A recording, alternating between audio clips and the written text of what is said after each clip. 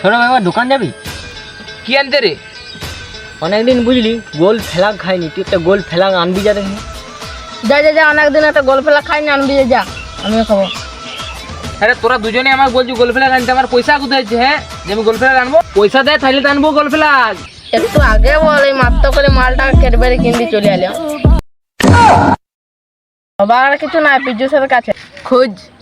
তুই তো মালটাকে ক্যাডবেরি খাওয়াই পয়সা শেষ করে দিচ্ছি, তাহলে তুই দে পয়সাটা।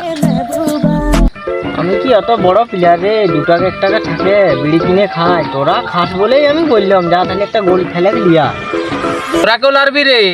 তুই কি তাই চলছিস? তুই তো মেয়ের পেছনে পয়সা গেলো ফুটবল। হ্যাঁ, মরবি সালাই করে তুই। থাক, তোদের কাগজ দিতে হবে না, আমি লিয়ে আসছি, খাবি।